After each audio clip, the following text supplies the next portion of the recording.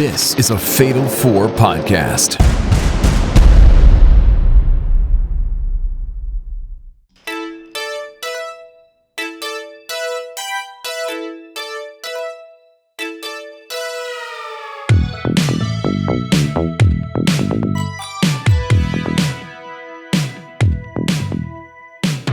Hello, everybody.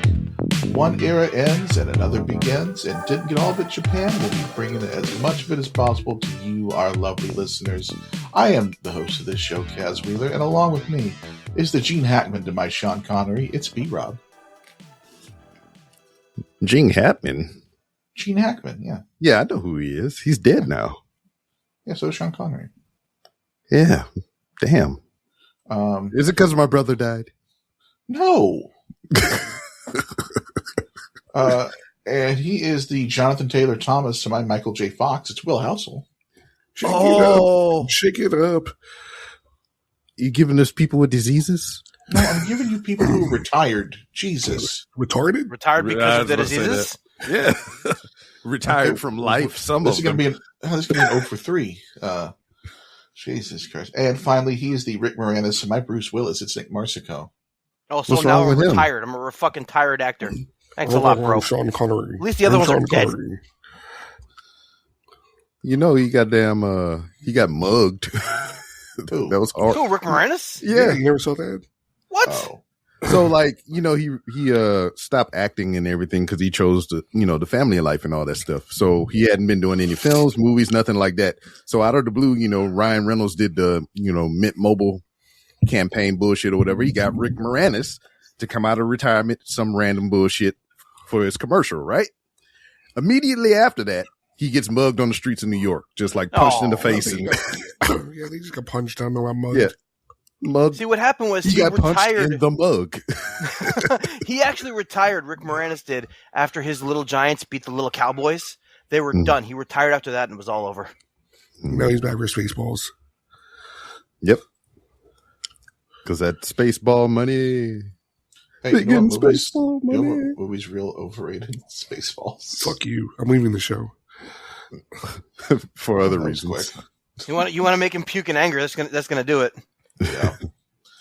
Yeah, I hear his nose is really jammed up right now.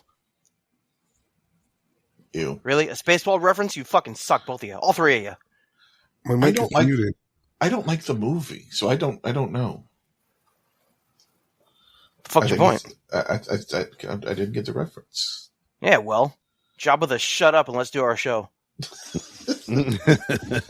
All right. Yeah. So we are post Wrestle Kingdom, post Dash. We're I think we're good to cover Wrestle Kingdom right out the blocks. I think it's the most important thing. We're going to do it a little bit different this week. We're going to kind of intersperse the news with the matches this time and see how this works out.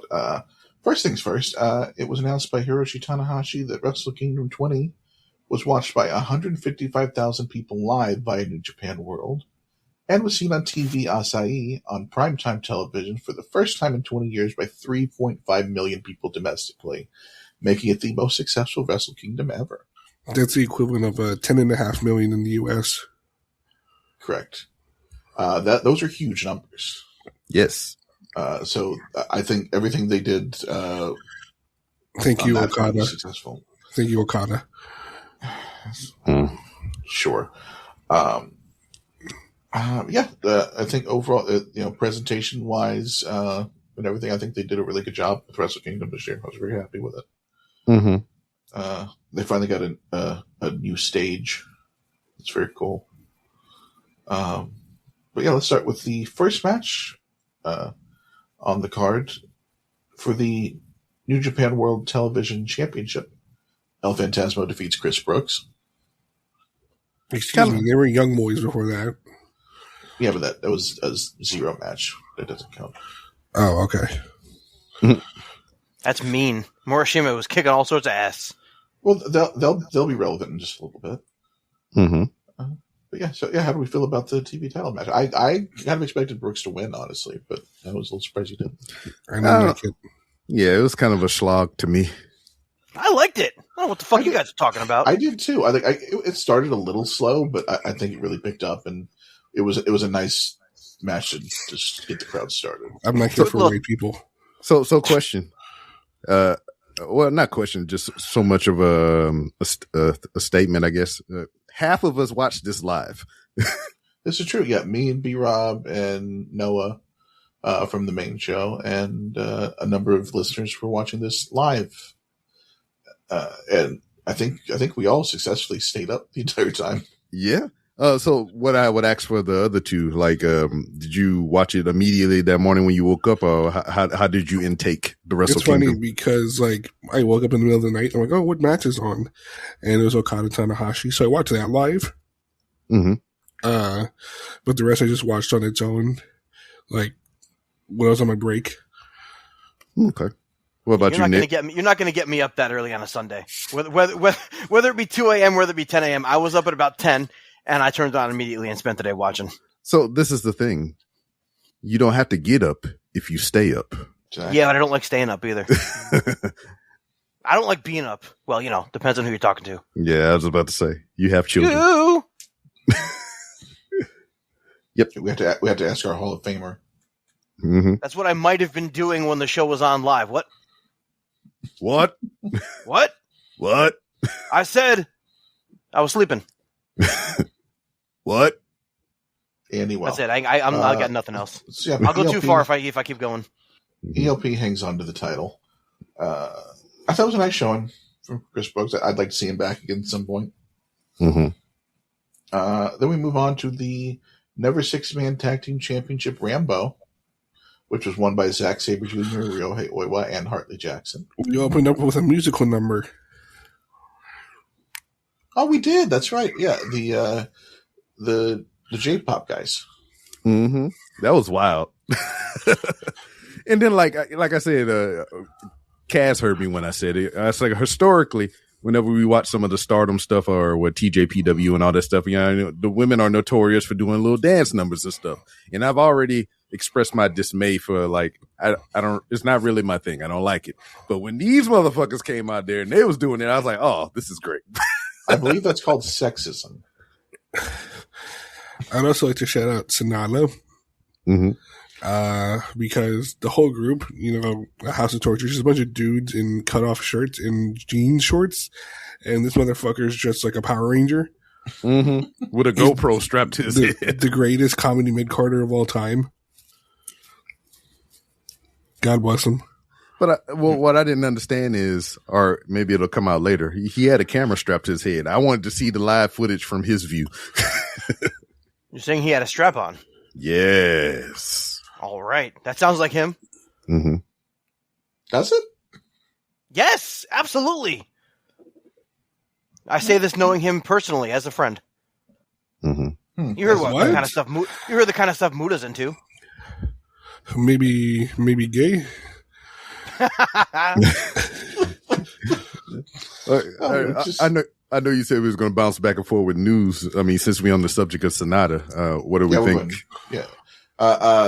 So he had a thing strapped to him that night and said, "Goodbye, New Japan." And then he's also put that out on social media as well with posts. Now, the announcement being that it's that he's just stepping away and not that he's been released or anything makes me think this is just an angle or he's just taking time off. Mm-hmm. But he's very loyal to Bushi. Yeah. People think it's Naito. He's a Bushi boy. He's just a Bushi boy. Bushi boy. Like, the reason Sonata dresses like an asshole is because of Bushi. Mm-hmm. What, he bets him? So, if she was to follow anyone, it'd be Bushi. Mm-hmm.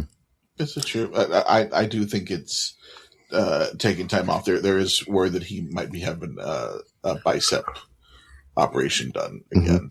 Mm-hmm. And you sure is loyalist to Bushi? I mean, he did do it on January 6th. What? What was that? Bush wasn't president then. So you're saying he's loyal to Chris Jericho? He gets it. Insurrection. He knows. What about my erection? Brock Lesnar versus Edge? Yeah. Don't let me talk about my erection, then say Brock Lesnar. Mm-hmm. Nope. Here comes the what pain. A day. No. Well, I mean, yes, depending on who you're talking to. Wow. This is a hell of a start. That's what she said. Go! Good Christ. Wow, I hate transitioning to the next match on that note. What is anything about transitioning? God damn it. For the IWGP Women's and Strong Women's Championship, Shuri defeats Saya Kamitani. Yeah, I really didn't think it was going to go that way, but it was a good match nonetheless. It was very good. It was the first, or it was the second match that got put on the Best of 2026 list. I was very happy with it. I did think Saya was walking away, but it turns out she has some injuries she needed to deal with, so she'll be taking the next month off. But yeah, Shuri is your new Strong Women's Championship, and hopefully we'll never see that belt again. Why not? Because Strong is just... You don't like strong, empowered woman, you bigot? God damn it. Well, I mean, to be fair, Ishii was carrying his belt, his strong men's belt, so, you know, they still exist in some way, shape, or form. Well, but it's Gabe's now, and Gabe doesn't carry it. Huh? Isn't No, it Gabe's? Ishii's the champ. Is he? Yeah. See, that's how we don't know, because nobody holds it. Hold on, I thought Gabe won the belt. No, Ishii's got the belt. Gabe was champ, and he lost it at some point. I don't know when. But no, he came out with it on either the 4th or the 5th. I think the 5th. Very brave of him. Mm-hmm. Well, I mean, you know, this big Tomo. Stone Pitbull. Oh, you're right. It is Ishii now. Speaking of Stone. And that's why he signed to AEW. Mm-hmm. He's got to represent America with that strong championship. Oh, is that the strong belt curse? You get signed to AEW, or you go to do AEW stuff? Well, nobody wants to sign Tom Lawler, so no. Well, he went to AEW. Did he? Yeah. Yeah. Huh. I don't remember. I don't watch. Fuck you, West Coast Wrecking Crew. Yeah. Anyway, this was a really good match. This is if you don't want to watch like the entire show for whatever reason, this is one of the matches you have to watch. Yes, I would agree. This was great, and they're always great together. But this was, and I don't remember what the timing was. I think they got like about 12 minutes, so it was a good chunk for a women's match on the Wrestle Kingdom card. Mm-hmm. And then we. This is what we wanted most out of the show, I think. Oh my god! We found out who X was. Yeah. No. And it turns out David Finlay, give it to you.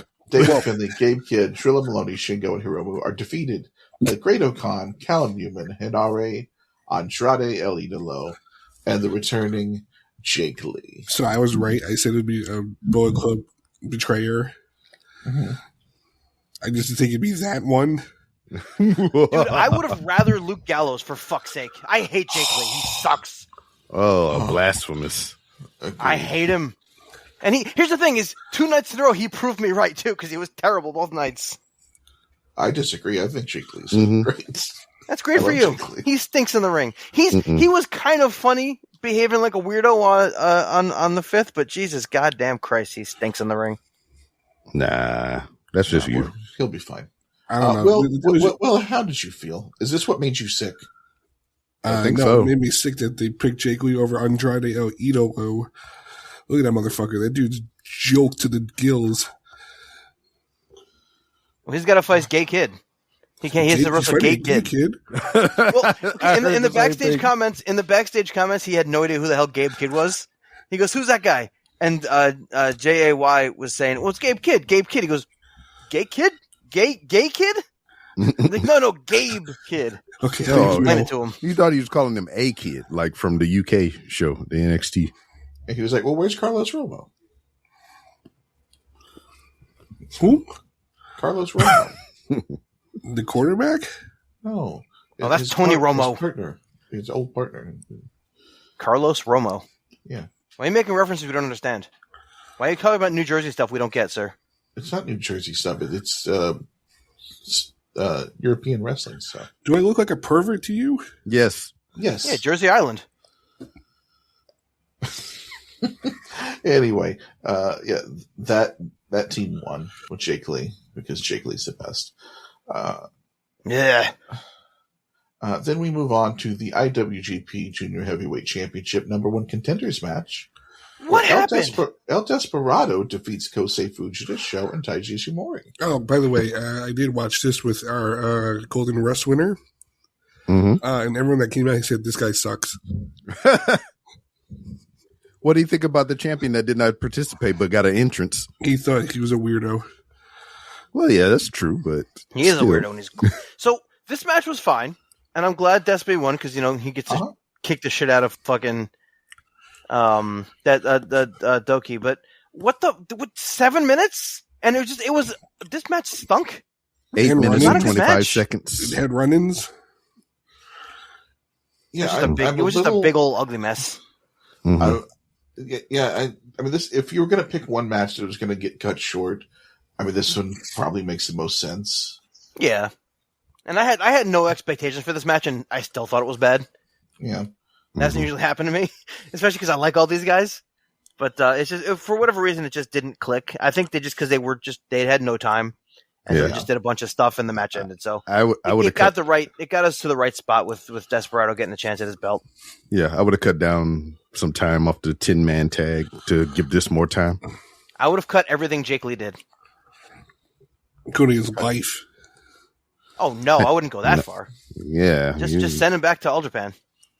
Not even Noah. No, all the way back.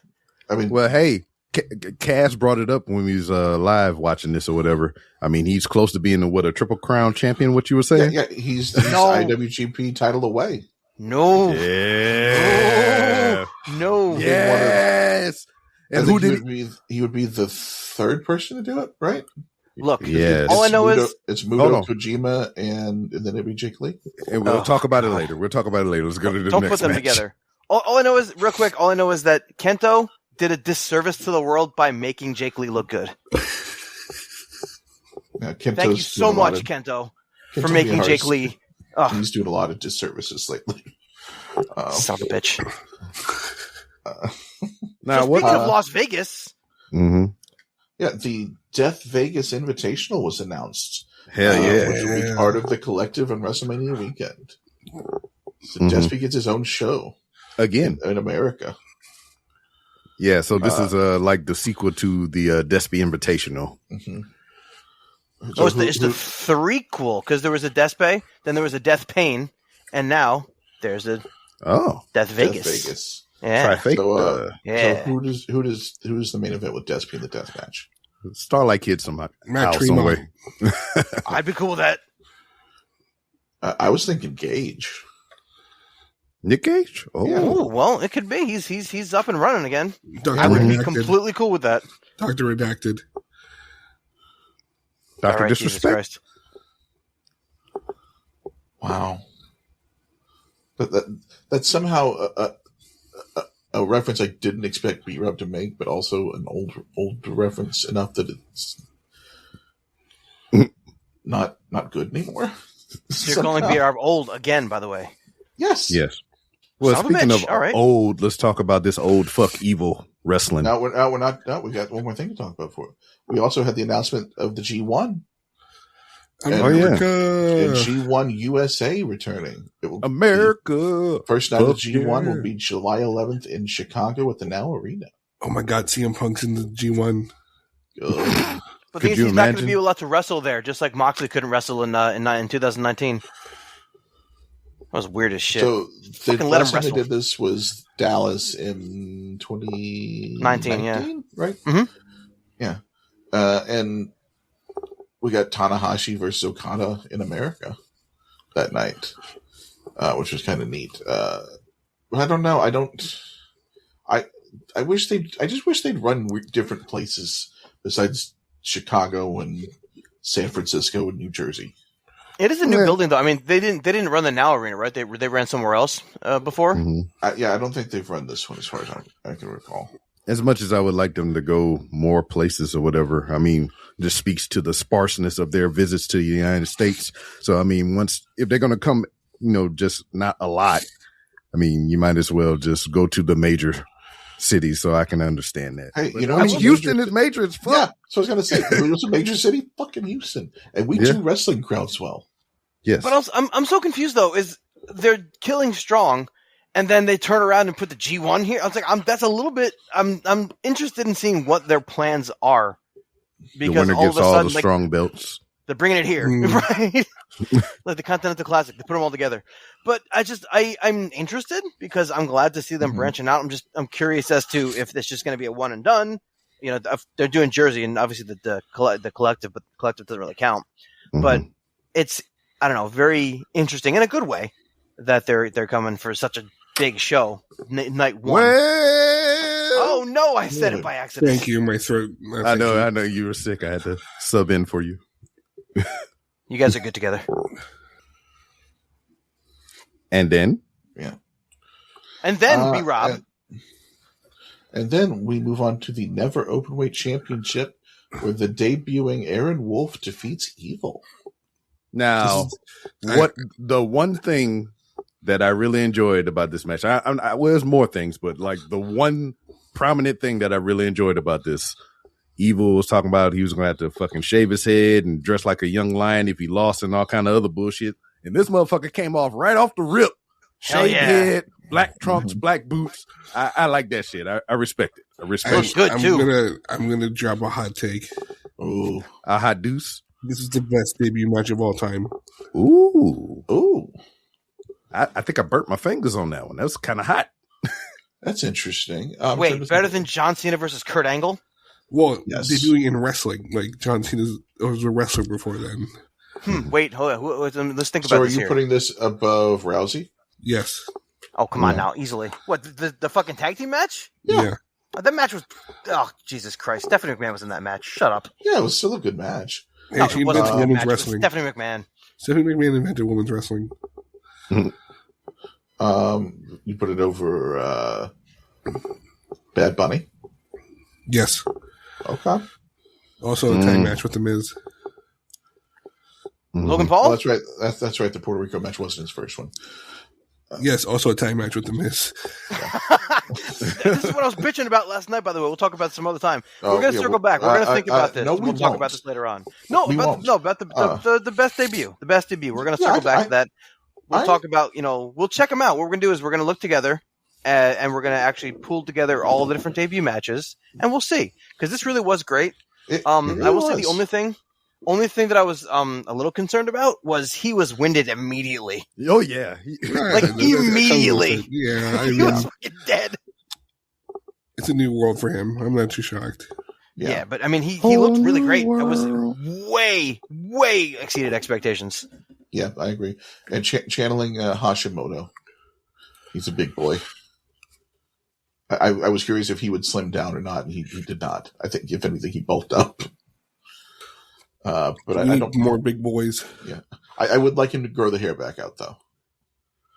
I also like that he put out the statement that his Olympic Slam will be referred to as the Olympic Slam. No, the Angle Slam. He wants to be called the Angle Slam. Oh yeah, that's what I meant. I'm sorry. Yeah. Yeah, he did really well. I wasn't sure he was going to win, but I kind of bought the near falls after the interference. And he sold them very well. I was impressed. I think. Do you think he keeps the Young Lion gear for long, or? I think he'll keep it for a little bit, just to further the story of him, wanting to start from the bottom. Yeah, if they put him in the G1, I think he'll debut a new outfit in the G1 if they bring him in there. Based on promotional stuff, it looks like he's going to be in the New Japan Cup. Mm-hmm. So we'll see what but I don't guess he changes it much. I bet he still stays mostly like black, like maybe change it to like short trunks or something like that. Like B-Rob. Mostly black. Yeah, I got you. That's not what I meant. He likes to wear shorts. You hate shorts. I'm sorry. You love long pants. I apologize. I was about to say I can't really picture B-Rob as a shorts guy. Oh, nah, I don't do that. Knobby knees. You got knobby knees, don't you? Oh, I got great legs. I got good knees. You got to show me these now. Yeah. Hold on. Right now? No. If you want to. What the fuck is happening? We got more show to do. All right. Lord have mercy. And we move on to the as it turns out, for the final time, the IWGP World Heavyweight and IWGP Global Championship, Yota Tsuji defeats Konosuke Takeshita. Fucking right. I was so happy. Yes. I think my favorite part of this match was Tsuji's always kind of done like the big body blow, kind of out of nowhere type of deal. Yeah. His entire match was just beating the shit out of his stomach, and he did the same thing the next night. Body blows being his new thing is fucking great. I love it. He had to set the Boston Crab. Of course, but he did it the next night too. So if that's his new thing, like Naito with the elbows and shit like that, because every single time, both on the 4th and the 5th, when they were doing like the back and forth elbow strikes, it was elbow to Tsuji's face and then elbow to the other guy's gut. So if that's his new thing, I am fucking. That's wonderful. That was always been a thing that I appreciated about Yota Tsuji since he, made his re-debut and everything, is that he does these things that, just slight little tweaks, like, high to low, instead of going, elbow strike to the face, the back and forth typically that we are used to seeing, he varies it up just by going low. It's just small things like that I enjoy about this dude. Yeah. Takeshita was great too. Like, as much as we love Tsuji, was also tremendous. Maybe the best Blue Thunder Bomb we've seen. Yes, of all time.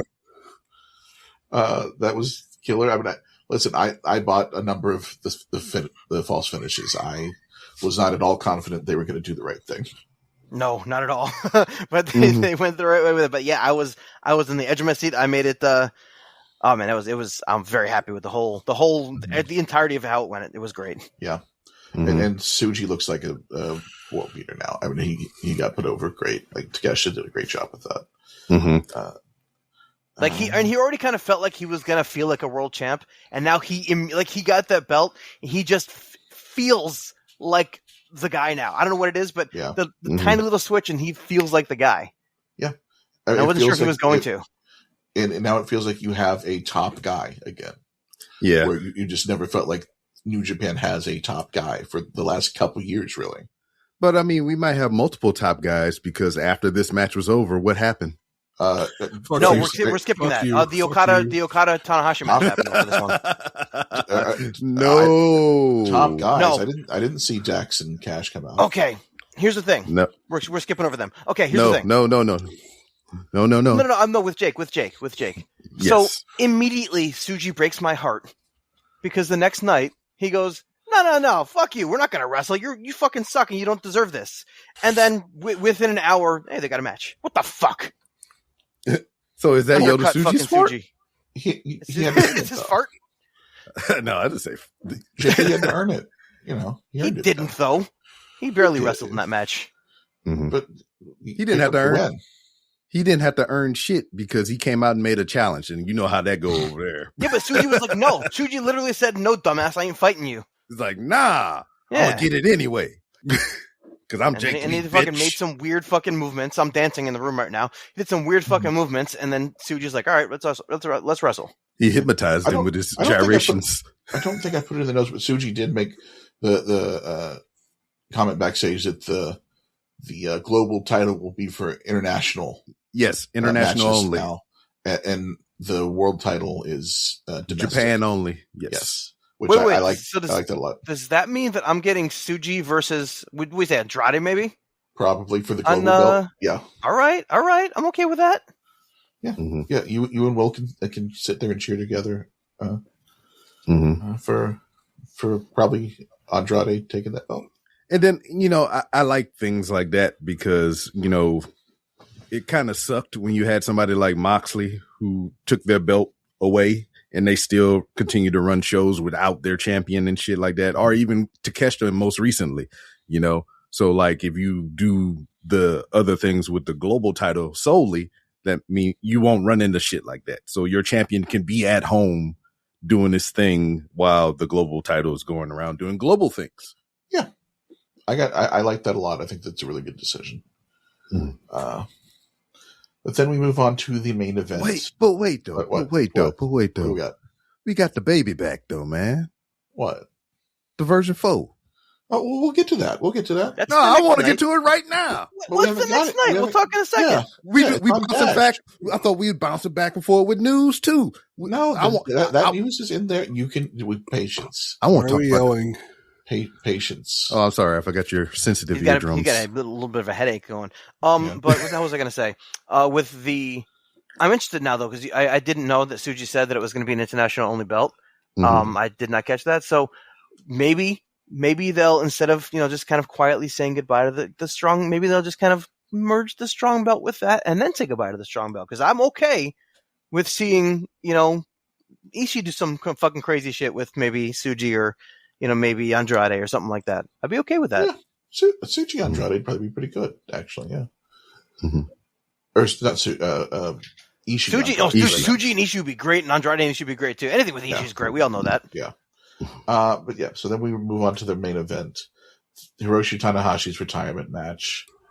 Kazuchika Okada defeats Hiroshi Tanahashi. Thank you, Okada. And once again, I'm gonna say this because I was adamant that Tana should win. No, I was wrong. I know. They told a brilliant story in this match. Mm-hmm. Okada brought back the Rainmaker. He was forced to bring back the Rainmaker because that's the only way he could beat Tanahashi. And it was kind of jarring to see him come out with Gato. Yeah. I was like, yo. Yeah. The thing I feared the most, no Don Callis. I was happy. Yeah. Mm-hmm. But yes, we got, I did hate that we had to hear that trash music, but. Oh, his song is all right. I like it. It's growing on me. Yeah.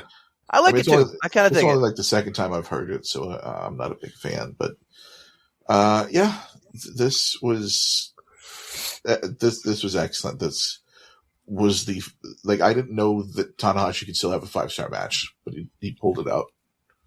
And I will say too is, I was kind of with you as I was thinking that there's no way Tanahashi loses this match, and as it was going, I was like, why? It just didn't feel right. I don't know why. It just didn't feel right. But it feels exactly right. He's retiring. For some reason, it just didn't feel right, though. I don't know what, because it's Okada. What the fuck does Okada need, right? Yeah. But it felt Okada needs to be strong forever. Look, as the match went on, right? Mm-hmm. I was like, okay, no, he can't lose. He can't lose. He can't lose. And then with the last 5 minutes, I'm like, holy shit, he needs to lose. He has to lose. They completely turned me because the story was so great. I was like edge of my seat going, oh my God, you can't fucking pin him. Oh my God, you can't pin him. He kept kicking out of the Rainmaker. And then he hit the pose. And I'm like, clip. I was hoping he didn't do that because I knew it was going to be over at that point. But no, he hit it. And I was like, fuck, this match has to end with Okada pinning him. And it did. And I was okay. I was happy. Yeah. And so they completely fucking turned me. I loved it. Yeah, I went through the same thing. I was like, Tana has to pull it out. And then when I realized the story they were telling, I was like, oh, no, this makes perfect sense. This is exactly how you go out. And I loved it. It might be my favorite Tanahashi Okada match. It's up there now. Mm-hmm.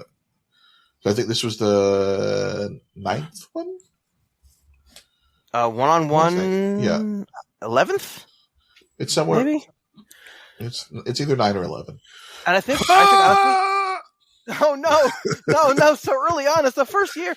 So I will say though, I'd have to go back and watch it again, but I think my favorite one until now, because I think this might have topped it, was actually their G1 draw from a handful of years ago. I loved that match. And so they're kind of neck and neck. I'm going to go back and watch that one because that was amazing. I loved that match. And this was fantastic. So Kaz, remember, we were in there watching it. And he went in the corner and did the Nakamura pose. And I was like, that dude can't bend for shit. Yeah, we should have been. Yeah, there were a couple of nods to wrestlers of Tanahashi's past. He did the pose, and he also did the worst fucking PK. Well, the PK was terrible. But the Bomaye was also fucking terrible. It was awful, but I loved it. I screamed when I saw him do the pose with his fingers and then started going back. I fucking screamed. It was great. Yeah. Eat your heart out, Cena and AJ. Yeah. We will say too, speaking of Nakamura, Takeshita wore the Nakamura armband. Yes. In his previous match as well. I thought that was a wonderful little thing he got to do there. Yeah, so he was there in spirit. Mm-hmm. Twice nodded too. Mm-hmm. So Okada beats Tanahashi one last time. It was as good as it could have been. Mm-hmm.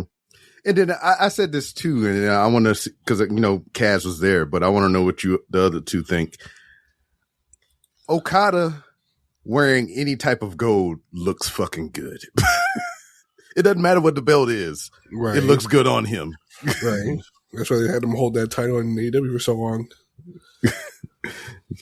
Yeah. What do you think, Nick? Is that a factual statement? Course. He's not had a belt. He had the Never Six belt look great on him.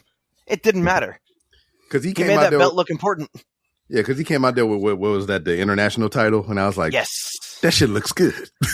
And it's a good looking belt, and it looked even better. Like, that belt is so good looking, though, that it looked good in, like, tiny little skinny Orange Cassidy, who I love, by the way. But it looked great on him, too. Like, it's a beautiful belt, but you put it on Okada's shoulder, and it's even better. Something about that man. And that also reminded me that I forgot to say something about it when we were watching the show, but Tanahashi's outfit, how it usually has the cut up for the belt. Yeah. And this one didn't have it. I thought that was a nice little touch. It was like, there's no opportunity for a belt again. So, and I also thought it was Pokemon. I thought it was Pokemon Scarlet and Violet. I can see it. Yeah. And then after that, we had our post-match retirement celebration. So which part did y'all start crying at? When he got on the chariot and started riding around. Well, that was I made it pretty far. I actually made it until it looked like he was about to exit the ring for the last time. I was so close. He got up on all four corners, and then as he was finally about to get out of the ring, I fucking lost it. It was over. Yeah, it was Shibata for me. Yeah. Same. Yeah, that's what my real answer is.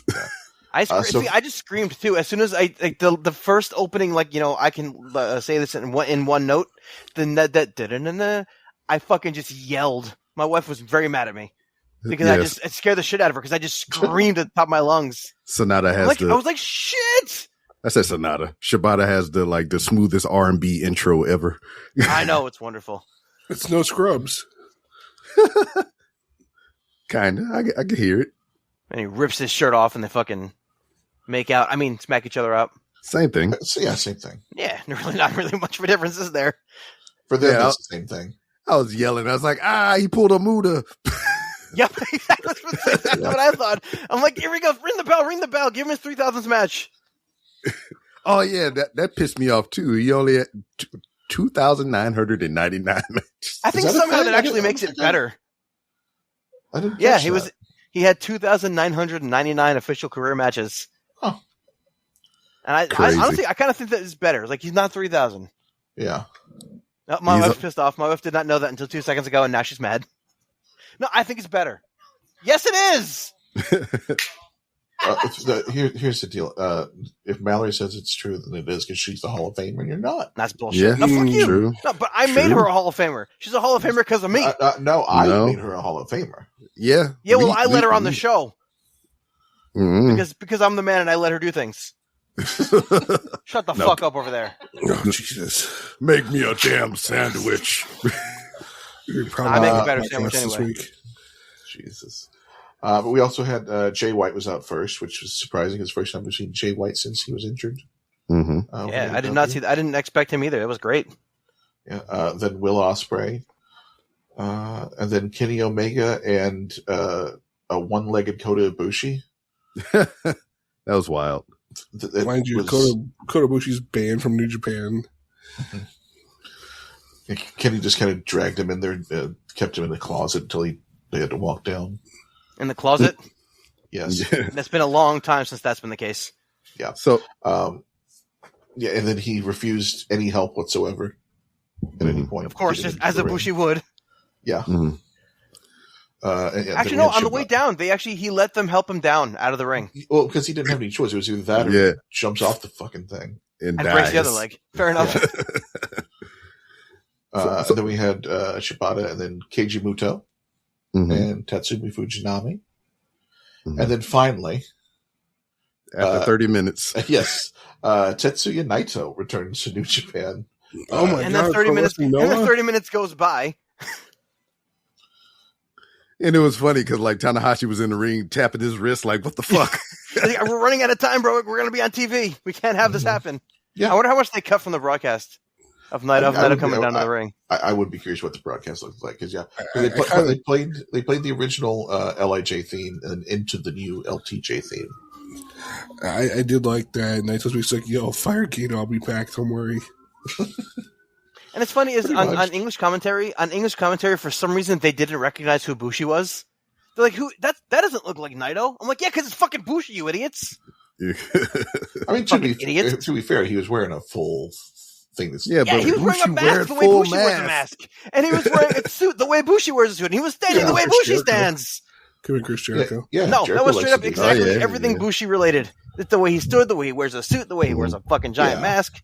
Fucking assholes. Oh my Look, my wife hates Bushi. I love the bit, but I like Bushi. I was annoyed. Am I going to have to take Mallory out of the Hall of Fame? Oh shit! You're out of the Hall of Fame. I love the bit where Bushi came into the ring and he blew the mist on the flowers. Yes, yeah, very cool. I did love that. But yes, so Naito even gets to talk, even though nobody else did. Mm-hmm. And he said, I might not be here again, but thanks for letting me do this, and see you sometime. And then he spit on him as he left the ring. Yeah. Well, because he was ready to fight. Well, Tanahashi was ready to fight, and he was all disappointed and just like, "Fine, I'll fucking spit on you instead." It was perfect. Exactly 3, how that should have gone. He's like, "Give me 3,000 right now." Because if I'm not mistaken, because when Naito came out for Okada, they fought, right? I think Naito and Okada had a little fight at Okada's little retirement from New Japan. I don't remember. I think they did. The only thing I remember about that is that I was just angry about all of it because Okada did not go out very well. Yeah, but I'm pretty sure. Yeah, I'm pretty sure they had a little scuffle, and I think Tanahashi was ready for the same thing to happen, and then he didn't get it.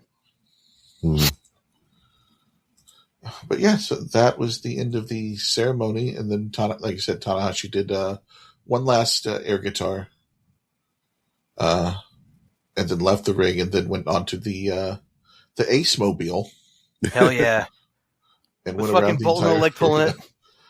Yeah, just all the young lions and the big dudes pushing the fucking thing. I was thinking, I'm like, because it was kind of moving funny. I'm like, okay, is this thing not motorized? And then they did a wider shot. I'm like, oh shit, these guys are just fucking pulling this thing. Mm-hmm. Absolutely wonderful. And I sat there. I wasn't going to turn it off no matter what until Tanahashi was completely off the screen and it was over. I was holding on for every single fucking moment. Some say he still circles the Tokyo Dome to this day. To this day. But because I'm sitting there going, he didn't tell us he loves us. What the fuck's going on? Like, why didn't he say that? He's got a microphone and he still hasn't said it. I was like, there's no way he forgot to say it. Because in the ring, he gets out of the ring without saying that he loves us all. Mm-hmm. And thankfully, what else did he say? End, I don't know. What else did he say? He said he was tired. Yes. I will say, I'm glad he said that afterwards and not during the actual goodbye in the ring, because that I would have broken way earlier if he would have said that. He said it later on backstage. I was okay with that. Mm-hmm. Yeah. And that was the conclusion of Wrestle Kingdom. I think, for my money, that's the best Wrestle Kingdom in a long time. I am. It's the allure of the thing or whatever. I mean, I was excited leading all the way up to this, and then to finally watch it, live with the homies and everything. It was a fun time, but I'm kind of nervous of what lies ahead. It's funny. I feel the opposite. I'm not nervous. The card was fine, and the show obviously ended up being really, really good. But it wasn't wowed by specifically all the wrestling. It was really just those the two last matches were amazing. But you went into it sort of okay, this is going to be cool. It's going to be Wrestle Kingdom, so it's going to be really good. And after the show was over, and then we'll talk about it in a minute, but after the 5th was over too, I am like, and I think Yuto Ice's promo at the end of at the 5th. I'm fucking ready. Have not been, and I think I said it the last time we were on the air. I've not been as excited for this company as I've been in a long time now. Yeah. So right now I'm excited, and this show right here, while it was a good show, it was a great way to start fresh, and so I'm excited. They're definitely going in the right direction. Yes. My just one fear is how soon they fuck it up. Yeah, that's why I'm nervous. I won't be. I'm just going to be happy. But again, that's kind of my thing in the show, isn't it? I'm just excited, and so I'm happy to be excited. I'm just going to go all in. I'm going to let myself be disappointed if I have to be. Yeah. But right now, I am 100% all in. Not even a little bit trepidatious. I'm in. I agree with that. And we'll talk about the show on the 5th, the New Year's Dash, in just a little bit. But when we come back, we're going to talk about something that did disappoint some things. Jake Lee. Pro Wrestling Noah's New Year's Eve show when we come back.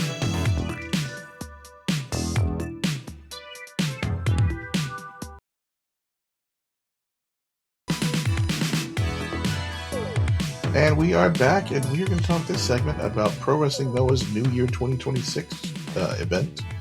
A few things from this card that were interesting. We have a new stable in Pro Wrestling Noah, the White Raven Squad. Led by Kenta Hayata, Tetsuya Endo, and Ulka Sasaki, who defeated Atsushi Katoge, Hajime Ohara, Hiroki, and Mohamed Yone. How we feel about Hayata? He's good. Yeah, I like him. Yeah, I like Hayata. Yeah. I don't know about the name of this group. White Raven Squad sounds like something they. It's a Scott Levy group. That's not bad. I was going to say it sounds like a rejected Legends of the Hidden Temple team. Well, it sounds like something that Gabe Sapolsky would have named a group in 2008. Yeah. Yeah, if it was in the States, it would be the White Claw faction or whatever the fuck. Well, that'd be a Joey Janela special. Yeah. This is like the fucking what did he call the Jack Evans group in 2008? What were they called? God, what the fuck were they called? I'll think about it. They weren't the Resilients, were they? No, that was Roddy and Austin Aries. I think Austin Aries is in that. That sounds right. I have No Remorse Core. I have a Resilient shirt in the closet somewhere. Yeah, it was Jigsaw and Jack Evans and somebody else. Yeah, anyway, we'll think about it. Yes, we'll think about that. Yeah. So the other thing interesting about this, Ulka Sasaki is going to be going on a little bit of an excursion. Heading to fucking NXT. That sounds probably right. They've got to replace a bunch of people who left, so it's time for Ulka to hit NXT. And I like Ulka. He's very good. He's a former MMA guy, and he's transitioned to wrestling really well. We call him the Ultimate Warrior. Yes. But not before he has a match with Kenta on the 111 show. So that'll be his going away for a little while. The next match, GHC National Championship, Alpha Wolf defeats Dragon Bane. This was not a great match, unfortunately. I was expecting a lot of great things from this match, and it just kind of wasn't. Because they did a lot of, you're my brother, I don't want to hurt you stuff in portions of it. And foreshadowing is what they call that. Kind of, I guess, yeah. But, yeah, Alpha Wolf wins in a match that I thought should have been a lot better. And then Alpha Wolf turns on his brother. No! He turns on Dragon Bane and joins Team 2000X. And Los Golpeadores is no more. Which sucks because they were one of my top tag teams last year. Mm-hmm. This I don't care for this. I think this is one of the first missteps of many on this card. Yes, one of the first steps on the first day of the year. That's a good start. Yeah, Pro Wrestling Noah has decided, hey, new year, same Noah. I wonder if Gato's booking then. Maybe that's what's going on. Yeah. I mean, he brought in Gallows and Anderson. Let's talk. And we'll speak of the next. Gallows and Anderson defeat Kaito Kiyomiya and Jack Morris. Makes sense. Oh, surprising. Kaito Kiyomiya is done. He's just done. Are we saying he's washed? He might be. Like he's got to get out of Noah. He has. Like he's got to. I would send him on excursion. Has he ever had a one-on-one with Kento? Has to bring him up again for the second time tonight? Not that I'm aware. I would love to see that. I mean, those are the two guys who, maybe 4 years ago were being called, next Okada or, Okada out of Japan. And yeah. I would love to see them wrestle. And also, has he ever wrestled Keno? They had. Yeah, I think so. Yeah, I think they have. I feel like those two. I feel like those two had a match on a Noah show. But I'd love to see Kento versus my big boy. What the hell is that? All of a sudden, my brain stopped. I'm sorry. It happens. Yes. I'd love to see them wrestle. Yeah, but I think Kiyomiya has to go away for a while. Like he is one person I think would literally do better in NXT right now than he is in Noah. I don't think so. It's one of those. I've said this before on the show because I'm not like big into Noah, but even just going back to when they brought him into New Japan, and after maybe 6 to 8 months or more of Noah treating him as like a redheaded stepchild, even though he was like a top guy, they bring him in New Japan, treats him like a young boy. Yeah, I didn't like. And then they put him on the level of their they put him on the same level as guys like Gabe and Tsuji who were coming in for their first G1 after returning, and he was not treated like a big deal. And this is a few years now, so I mean Noah has tried to treat him like both a big deal and nobody at the same time, and it's not gotten any better. I don't know. It's very confusing. Yeah, I think because he got his initial push, and then Muda came in and fucked everything up, and then they tried to go back to him, and it didn't take. Nope. And he's just been flailing ever since. Yep. I think if there's anybody in Japan that needs a change of scenery the most, it's Kaito Kiyomiya. He can come back. Like you can bring him back, but he needs to have a fresh coat of paint somewhere. So you're saying he should have been X instead of Jake Lee, is what you're saying? No, he can't be New Japan. Can't be. Okay, fair enough. Yeah, Okada fucked. He's already a bitch there too. Okay. Yeah. Yeah, but yeah. So Gallows and Anderson pick up the win. Carl Anderson, maybe one of the top 3 or 4 guys on this card this night. Why? And because the rest of it sucked. That's why.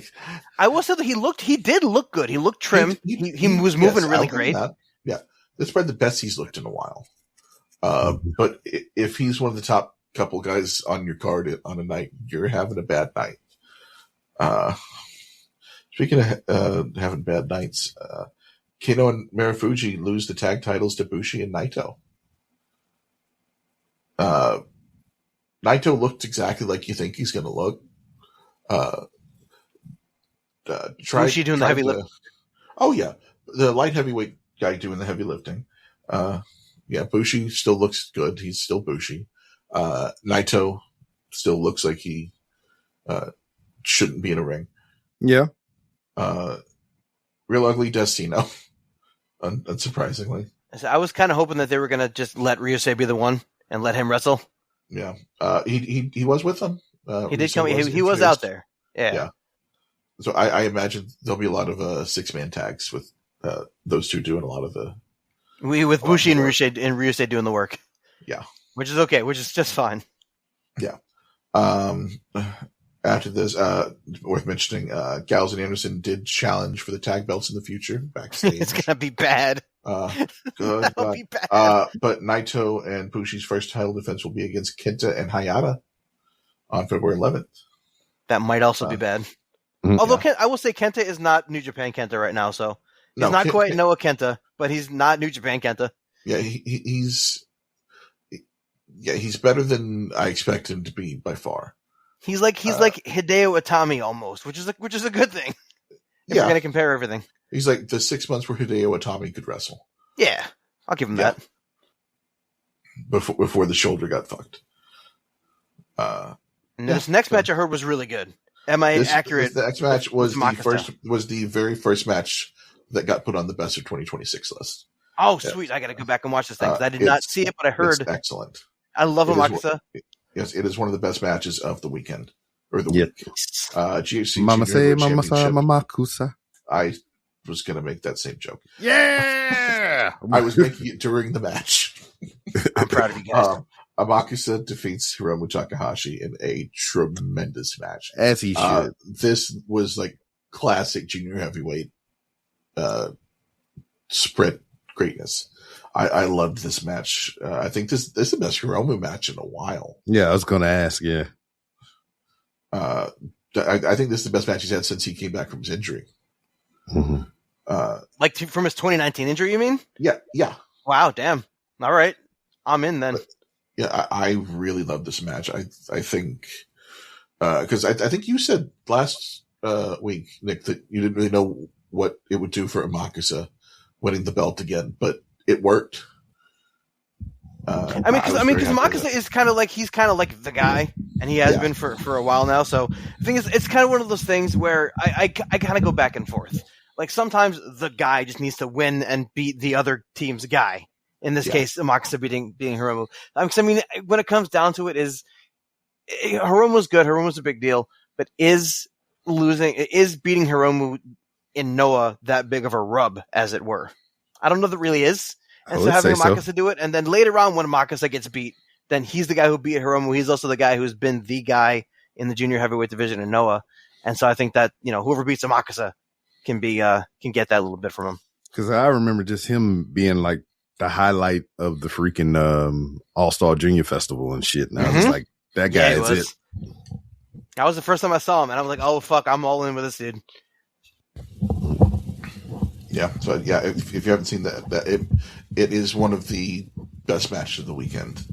If you haven't watched it, go watch it. Mm-hmm. And then we have the main event, GHC Heavyweight Championship. Yoshiki Inamura defeats Ozawa. Boo! Boo that and boo this match. It was not a good match. Man, really? These two did not work well. A good first 10 minutes of the match is Ozawa still selling the leg injury, and it's very boring. And saying that Ozawa's boring is hurtful. Because was it Ozawa's fault or was it Inamura's fault? Both. Like it's just not it wasn't well set up. It went on too long. The match just didn't work. Were they kind of trying to go for like a epic, and it just fell short? Kind of. Yeah. I think these two could set up a better match, but this one wasn't up. This was another disappointment for me. Because I've seen both of them do good work. I mean, I thought Inamura's match with Kenta was really good, and I mean, we know how big this podcast is on Ozawa. Mm-hmm. But yeah, this one just another match that did not work for me. So you're saying it's two of the three matches that I wanted to watch. I only should watch. I'm sorry. Yeah. So out of the matches I wanted to watch, there were three of them. I should only watch one of them. Yeah, pretty much. All right. Okay, I'm good with that. After the match, Inamura challenged Kano for the title, but Masaki Tamiya interrupted and will take the first title challenge at the 111 Legacy Rise event. So that all was weird as well. Inamura wants Kano, but Kitamiya's first up for whatever reason. Because again, Gato is clearly booking this. Yeah, it was I very want this oddly. Match. This guy comes in, I'm gonna beat you up, and now I want this match instead. Yeah, this entire show was one good match, then a bunch of weird shit that you don't really understand why they did it. Boy. And for Noah was taking a lot of steps forward. It felt like this show feels like a big step back for them, and that's not the way you want to start your year. Well, it was only day one, so they got some time. They got 364. Well, not anymore, but they had 364 days to make it up. So, they'll be all right. They got a show coming up. 5 days from where we are today. Yeah. So that'll be all right. Yeah, I will say. I mean, that you can have a bad show and then come back from it. Like if this is what they're like going forward, then we've got a problem. But one show does not make a year. But speaking of years, we'll be talking New Year's Dash when we come back for this next break.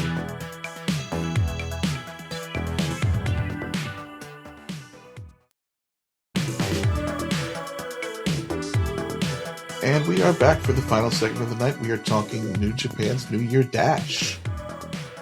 We start the night with Kojima, Taichi, and Ishii defeating Murashima, Yuya, and Shota Umino. And as always. Yeah, as always beats Shota Umino.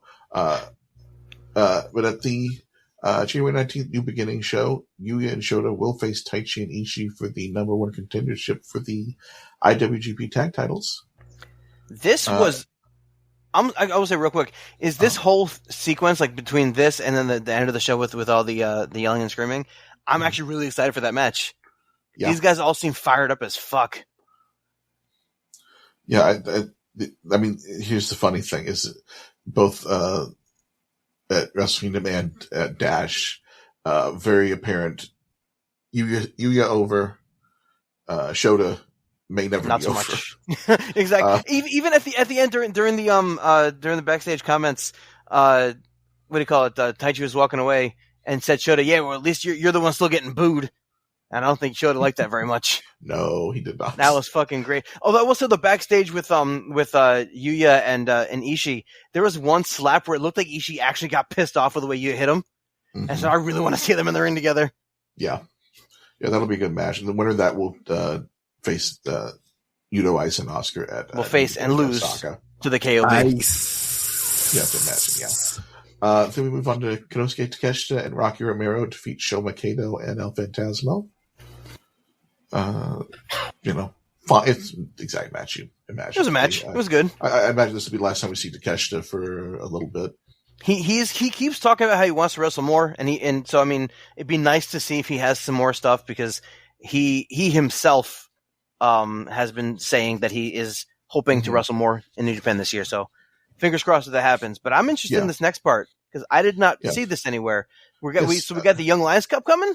The Young Lions Cup returns. Yes. A 3-day tournament during the Road to New Beginning tour, where it'll feature Shoma Kato taking on the winner of Matsuyori Yasuda and Tatsuya Yamamoto, and Katsuya Morishima facing the winner of Daiki Nagai and Zane J in the first round.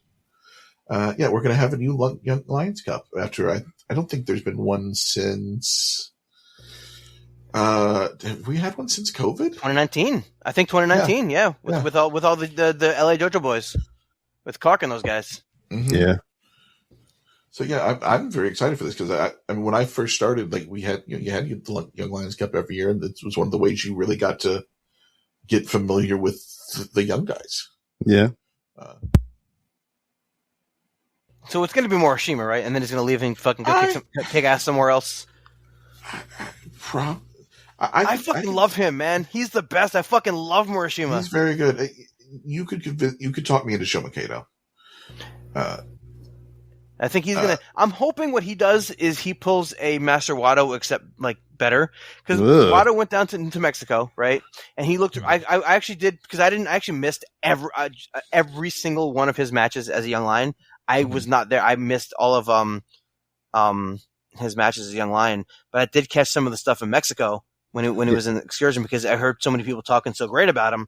And he comes back and he did not wrestle like he did in Mexico. No, he did not. No, it was so fucking weird.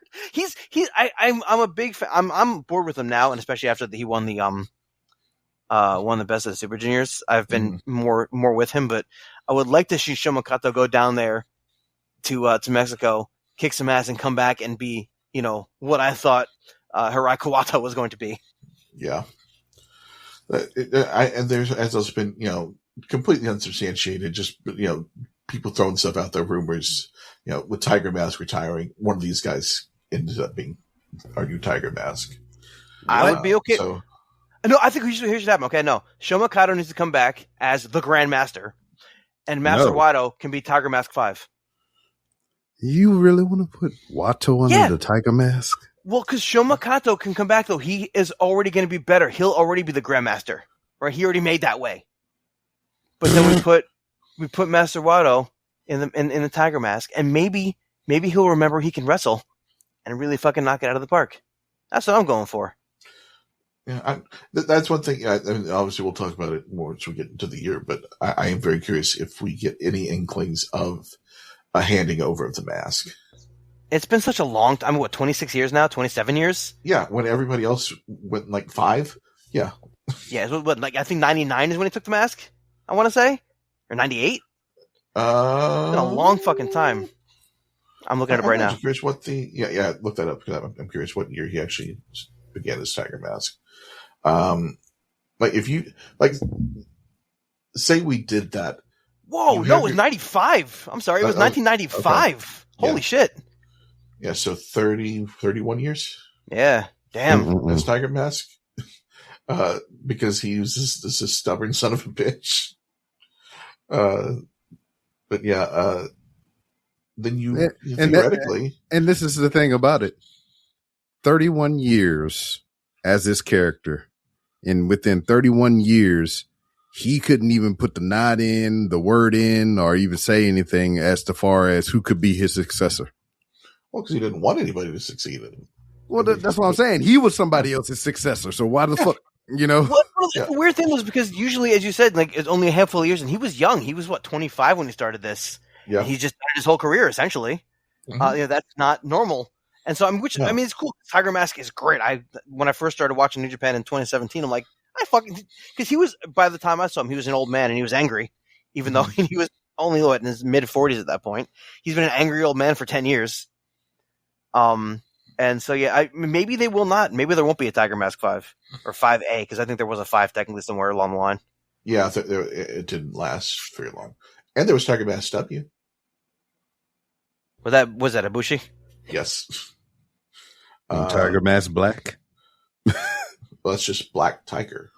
Either or.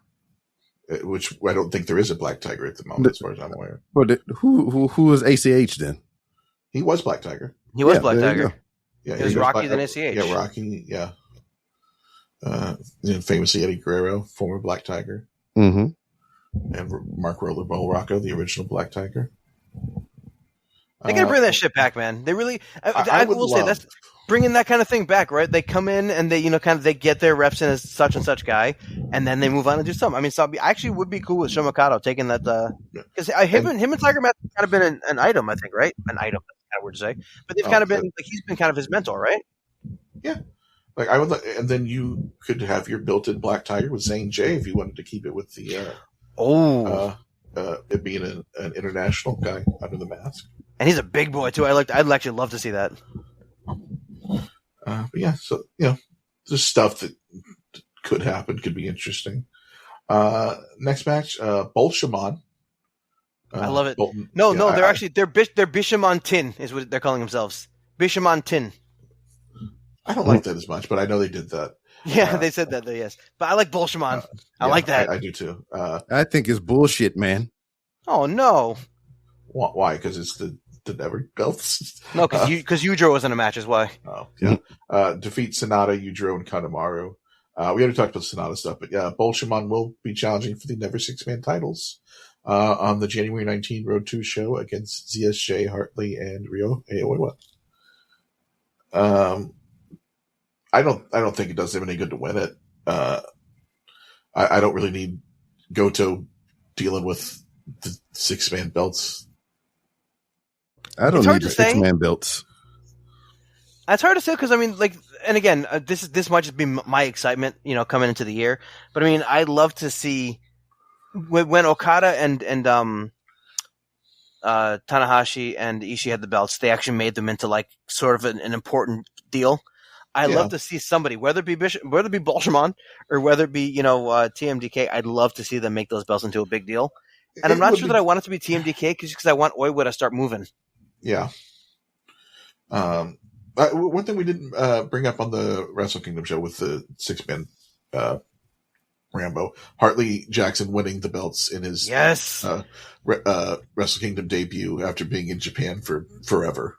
Dude, I fucking jumped out of my fucking seat. I was so fucking happy. I love Hartley Jackson, and I was so goddamn happy. Yeah, it was a real cool moment for him. And then we move on to Andrade, Akira, and JAY beat Gabe, Hiromu, and Clark Connors. Andrade looked good, man. Listen, when Andrade gives a shit, he's up there with the best going right now. Yeah, this is it's a 6-man fucking, undercard tag match, and he looked like as good as I've ever seen. Smooth as hell. He was obviously big as hell, but he's smooth. Everything he did looked really crisp and nice. I loved it. Yeah, imagine divorcing that dude. For real, seriously, what a fucking she dropped the ball, man. She dropped the fucking ball. You know why though? Because he's got good lawyers. Yeah. Thanks, Roosh. But yeah, so Andrade will now be taking on Gabe Kidd at New Beginning, with the winner becoming the number one contender for the heavyweight title. Wait, what? No, this is for the global title. Well, it's listed as the heavyweight title. But is it really? They're both heavyweight titles now. There's a global heavyweight title. So I do wonder which it's going to be. I mean, Gabe specifically said because Gabe was making fun of Andrade. Well, not making fun, but Gabe was talking about how you have this one white belt. Now I want this other white belt, and this is my white belt. Yeah. You know, so he was in the white guy. Yeah. But I am guessing it'll be global. Yeah. That they go for. The aforementioned Master Wato, Yo, and Yano, along with Aaron Wolf, defeat Dick Togo, Fale, Rin Narita, and Evil. And we have an announcement that Aaron Wolf makes his first defense of the Never belt against Rin Narita at New Beginning in Osaka. Uh-oh. Seriously, House of Torture is the Miz, aren't they? You come in and you got to face the House of Torture. You got to face every single person in the House of Torture. Somehow managed to get it in there. I didn't mean to. It just happened 2 seconds ago. All of a sudden I realized House of Torture is the Miz. I mean, kind of, but, it works. It works better than the Miz. But no, I mean, yeah, and this is cool because because Evil and Aaron Wolf, we already talked about how it was a really good match, and I am, unironically, as much as I joke, I really do think Narita is fantastic. I'm interested to see what they do here, because if they, and again, there will obviously be some bullshit.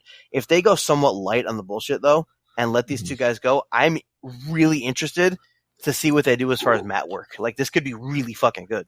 Mm-hmm. It'll be interesting to see Aaron Wolf in a singles match where he hasn't been prepping for it for months. Yeah, I'm definitely excited for it. You have to imagine that he keeps that belt though, because that would be just kind of cutting him off the knees a little bit. I feel like he didn't. Next we move on to Jake Lee, Henare, Callum Newman, and Great O'Khan, the United Empire, defeating Yodatsuji, Finley, Shingo, and Drilla Maloney. Drilla, of course, taking the pin. Yeah, as of course he is. We have Yodatsuji does the thing before the match, opens up the coat, and V4 is back. Crowd goes wild. The long national nightmare is over. The 5-year curse. The butterfly V2 is gone. And the version 4 belt is back. One of the top 3 belts that have ever existed. The belt that yielded 8 champions, if you count Yodatsuji, the triangle belt. So I will say, I already have been vocal about how much I think the global title looks like a toy. Mm-hmm. Like it's only about one step above the Ring of Honor shitty titles. But putting it next to that belt is not a good idea. Mm-hmm. It's not. It does not look like a big boy belt when you put it next to the V4. Yeah, because you forget how big the V4 belt is too. Oh, gigantic! Mm-hmm. And I will say it's because remember when they brought when Jay won the V4 in 2019, and they kind of gave him what looked like a replica, and he held the replica for a while. In fact, pretty much until they retired the belt, it was like a replica belt. It was smooth. It was like B-Rob's United States title. It was like that. It did not look like the way we all fell in love with it. It was still pretty, but it didn't have the layers. It didn't look like a heavy, real belt. And this one looked like the real shit. This one has the nameplates on the side, which I very much love. Yeah, this is a nice looking belt. Whether they got a brand new one or whether they cleaned up the one that Okada had in 2018, whatever they did. This belt looks good. It does, and all the world heavyweight champions have now been folded into the heavyweight championship lineage. Which is good. I don't know whose idea this was. Like, maybe just Tsuji really willed it into life. Mm-hmm. And if this is the case, that means Tsuji is better than Naito at willing things to life. Because that was Naito's whole gimmick for many, many years, was he would say shit backstage and nothing really ever stuck. Mm-hmm. Tsuji now, as far as doing, has got a decent track record of saying shit backstage, and they do it. So I'm very glad that this seems to be the case. Yes. And Tsuji will now be taking on Jake Lee. Great. At New Beginning. Cool. Yeah, I'll be ending that show early. Yeah. We also had Ospreay and United Empire. So Callum was real close to walloping Ospreay with that chair, man. Yep, that's I'm guessing we build to next Wrestle Kingdom with that. Yeah. And again, because and I like the idea though of Ospreay going out there and saying, "Hey, look, I'm sorry that this shit crumbled when I was gone," but he's straight up, I'm doing whatever you want me to do, Callum. That's going to be so. That's a really well done idea for the story, and him not coming back going, man, I got to help this group, I got to save this group. He's like, yo, you're the leader, lead me, and I'll do what you need me to do to help this faction get back to life. And Callum's like, fuck you, bro. Don't even be here. Crumbled. I've been holding this fucker together. Well, I mean, it did crumble. He's building it back up. Yeah. Problem is, though, it's what's going to end up happening, though, is this version of it as it is now is a placeholder for something. Well, I don't know what it's going to be. Because eventually Jake Lee turns on them. Well, the thing is, not only that, it's going to be Jake. Jake obviously will turn on and do whatever the fuck he does. Maybe go back to All Japan. That'd be cool. But there's no way, because like Andrade, they're playing him up really big right now as like the financial guy who made this all possible. Yes, there's no way Callum's happy with that. Like Callum cannot be happy with the fact that Andrade is like the guy who brought them out of the financial hole. Jake being the guy who gets the first title shot, and Ospreay coming in saying it crumbled because I left. Like Callum, there's no way the United Empire, whatever happens in the next few months, it's not this version of it with the set of 7 guys, whoever it is right now. It's not going to last, and I think it's going to end up being Akira is going to stick with Callum. I'm not sure who else. Maybe JAY, but it's not going to be this lineup for very long. I don't think. Mm-hmm. It won't be just 7 guys. If you told me I think we're doing Forbidden Door again in Toronto again this year. If you told me Forbidden Door we had a United Empire match where it was Andrade and Jake against Callum and Ospreay, wouldn't shock me. Oh, I kind of like that idea. Mm-hmm.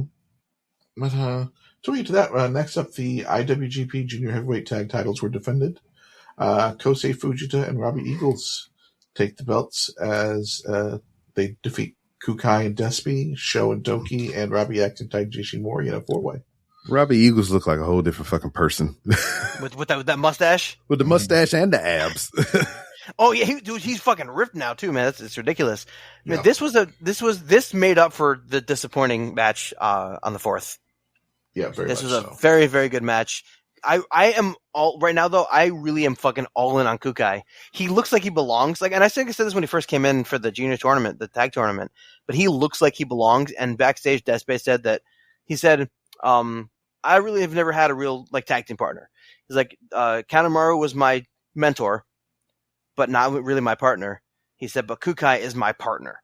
So that means number one, I'm assuming maybe he's signed, which is great. Kind of pull the Doki card. But that means Despe and Kukai are going to be doing a thing, and I am all in with Kukai. So we will see where this goes. Mm-hmm. Yeah. And of course, Robbie X is fucking awesome. Yeah. But we did learn that Sho and Kanemaru will be challenging for the junior belts against Eagles and Fujita at the January 20th Road 2 show. Yes, and I do like Sho and Kanemaru better as a team than Doki and Sho. So again, it's not going to be the Doki show. It's not going to be a fucking house like barn burner type of situation with the two of those guys being, but they feel more like a team. Yeah. Mm-hmm. So it'll be a good way to establish Eagles and Fuj as the champs. Agreed. Then we move on to the main event of the night. IWGP tag titles. Oscar and Yuto Ice defeat Zack Sabre Jr. and Ryohei Oiwa. This, and I said this to my wife, Hall of Fame. Well, maybe she's on the bubble now, but I said this to her as the match was happening, and then I said it even harder when the match is over. This match just confirms for me again that Oiwa and Yuya are 1A and 1B as far as everybody who's come up through the Young Lion system in the last 6 or 7 years. Oiwa is unbelievable. He's great, and he's like the fucking guy. If they don't give him all the everything in the next couple of years, I'll be very upset, and he should leave and go somewhere else. And he should make Noah his baby. Say what? He's put on a little bulk too. Yeah, he's big. He's got ugly hair, but it's fine because wrestlers are supposed to have ugly hair. He's always had ugly hair. But no, this match was. This is.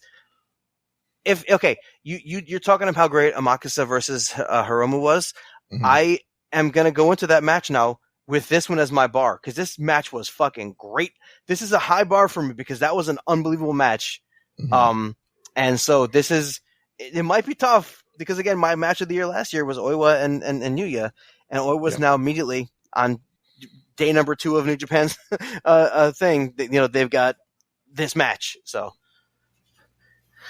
yeah, and then backstage, Yudo and Oscar announced they're going nowhere and that they're the future of the tag division. So no WWE for them in the near future. Someone said that they kind of let it play up though because they for like maybe contract because I guess they're still on a Young Lion contract. Yes, from what I read. Yes, they were, which is ridiculous. And so maybe they were kind of using that as a little gimmick. I believe they are no longer on those Young Lion contracts. Good, as they shouldn't be, because this promo that Yuto cut after the show, and like it's because and I watched it back with the actual with the captions later on, but just not really knowing what he was saying, and Chris Charlton was kind of halfway. And self-admittedly halfway explaining what the promo was because he was so fucking excited himself. I was sitting there going, "Holy shit! I will fucking go to war for this man." When Ice was cutting that promo after the show. Yeah, he's very good. He's gotten really good really fast, especially on the mic. I think they're going to be. They can run that for as long as they want and be successful. Yeah. And I was so pissed. You remember how upset I was when they had them lose 3 matches in the fucking tag tournament. And so let's see if now they can. If they end up losing to Shota and Yuya, I will throw things across every room I go to. I'll just go into all the different rooms of my house and throw things. That's not happening. Better not. But then we get to the last and maybe biggest news coming out of New Year's Dash. It was announced that War Dogs and Unaffiliated have joined together and are forming a new faction. The Burlington Co. Company. Yes, the Unbound Company. The Hurt Company. Now ending both the Unaffiliated and, perhaps more importantly, ending Bullet Club after 13 years. I cannot explain how amazing it is that they let Bullet Club go out with like the whimperiest whimper. I was going to say, yes. It's like, the Bullet Club leader didn't even speak. It was just nobody else said until after Yoda was done saying, "Hey, by the way, all that shit's over now." Like they could not have done it better, and I love it. I hope they never even say Bullet Club ever again. Oh.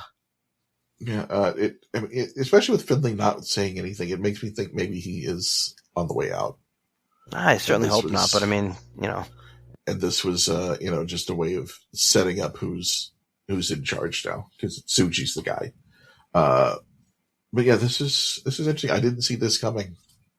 No. But how do we feel about the name, the Unbound Company? It's very Japanese. It's very Japanese. It's very much just a mixture of unaffiliated and LIJ is really what it is, and so it works. I mean, it's something that I think we'll all get used to. Yeah. I thought the Empire sucked until half a year, and then I'm like, oh, it's a good name. So yeah, the name is fine. It really does feel like they're just kind of mashing up, unaffiliated and Ingobernable, and it works. It works very well. So, and apparently everybody who was under each thing is now under Unbound. So Oscar and Yuto are Unbound. Biggest news: War Dragons are Unbound. Yes. Mm-hmm. I am so fucking happy that they are keeping the Kitakita brothers alive. I cannot wait. Those are the guys. That's the team that needs to unseat Yuto, and so interfaction warfare.